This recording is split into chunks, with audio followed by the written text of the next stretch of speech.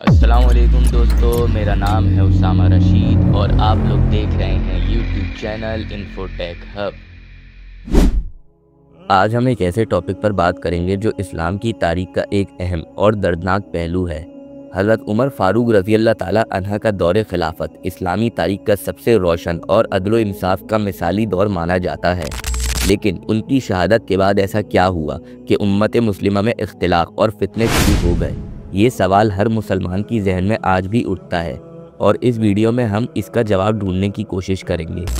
हज़रत उमर रज़ी अल्लाह ताला अन्हा की शहादत एक बहुत बड़ा गम था। उनका अदल, उनका इंसाफ और उनकी लीडरशिप सिर्फ मुस्लिम उम्मत ही नहीं बल्कि गैर मुस्लिम भी तस्लीम करते थे। जब उन्हें अबू लुलू फिरोज़ मजूसी ने शहीद किया तो ये सिर्फ एक शख्स की मौत नहीं थी बल्कि वो निज़ाम जो अदल और इंसाफ पर मबनी था उसका भी एक अहम पहलू ज़ख्मी हो गया। हज़रत उमर रज़ी अल्लाह ताला अन्हा के बाद खिलाफत का सिस्टम चलाना एक बहुत बड़ा चैलेंज बन गया था। हज़रत उमर रज़ी अल्लाह ताला अन्हा की शहादत के बाद एक बड़ा सवाल था कि अगला खलीफा कौन बनेगा।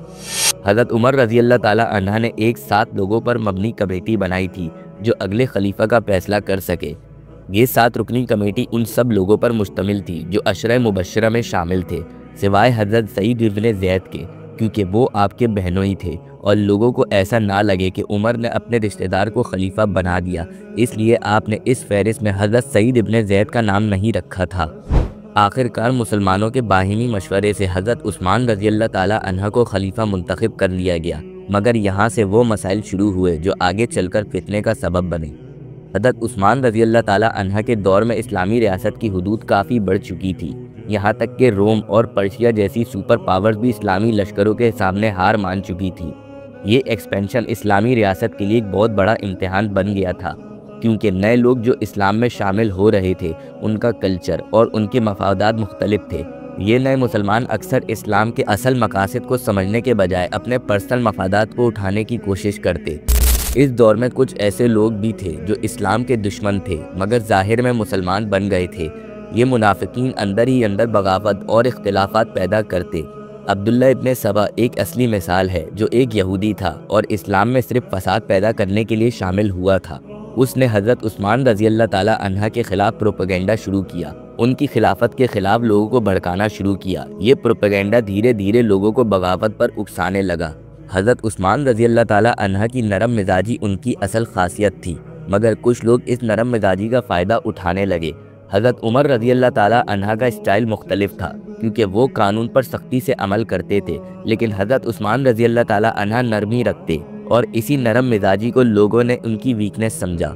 हज़रत उस्मान रज़ी अल्लाह ताला अन्हा ने अपनी उम्मत में इत्तेहाद पैदा करने के लिए हर शख्स को मज़ीद इज़्ज़त देना शुरू करी। हज़रत उस्मान ने अपने करीबियों को मौका दिया जो बाज़ लोगों को पसंद नहीं आया और मरवान को गवर्नर बना दिया था, लेकिन मरवान एक दोगला आदमी था जो कि आप तक किसी भी किस्म की कोई शिकायत पहुंचने ही नहीं देता था और खलीफा वक्त की मोहर लगाकर खुद ही खत वापसी रवाना कर दिया करता था, जिसकी वजह से बगावतों ने जन्म लिया और ये बगावतें इतनी बढ़ गईं कि बागियों ने हज़रत उस्मान रज़ी अल्लाह ताला अन्हा के घर को घेर लिया और फिर आपको शहीद कर दिया गया और यहीं से मुसलमानों में सिविल वार का आगाज़ हुआ। हज़रत उस्मान रज़ी अल्लाह ताला अन्हा की शहादत के बाद हज़रत अली रज़ी अल्लाह ताला अन्हा खलीफा बन गए, लेकिन उनका सामना एक ऐसे टूटे हुए निज़ाम से था जिसमें फितने और फसाद का दौरा था। उनकी खिलाफत में काफ़ी मसाइल बढ़ चुके थे। हज़रत अली रज़ी अल्लाह ताला अन्हा के सामने सबसे बड़ा मसला हज़रत उस्मान रज़ी अल्लाह ताला अन्हा के कातिल का फैसला करना था। हज़रत आयशा रज़ी अल्लाह ताला अन्हा, हज़रत तलहा रज़ी अल्लाह ताला अन्हा और हज़रत ज़ुबैर रज़ी अल्लाह ताला अन्हा ने तलब किया कि कातिल को फ़ौरन सज़ा दी जाए, मगर हज़रत अली रज़ी अल्लाह ताला अन्हा का कहना था कि पहले पूरे निज़ाम को मजबूत किया जाए और तब फैसला किया जाए। यही इख्तिलाफ जंगे जमल का सबब बना, जिसमें एक तरफ हज़रत अली रज़ी अल्लाह ताला अन्हा और दूसरी तरफ हज़रत आयशा रज़ी अल्लाह ताला अन्हा और उनके साथियों का लश्कर था। ये जंग बहुत अफसोसनाक थी क्योंकि ये दोनों ग्रुप मुसलमानों के ही थे। हज़रत अली ने जंग तो जीत ली मगर ये जंग उम्मत के दरमियान और ज़्यादा फासला पैदा कर गई। इसके बाद जंग सिफ़ीन हुई जो हज़रत अली रज़ी अल्लाह ताला अन्हा और हज़रत माविया रज़ी अल्लाह ताला अन्हा के दरमियान हुई। हज़रत माविया रज़ी अल्लाह ताला अन्हा का मुतालबा ये था कि वो हज़रत उस्मान रज़ी अल्लाह ताला अन्हा के कातिल को फ़ौरन सामने लेकर आना चाहते हैं, लेकिन हज़रत अली रज़ी अल्लाह ताला अन्हा का कहना वही था कि पहले निज़ाम को मजबूत किया जाए और फिर ये फ़ैसला किया जाए।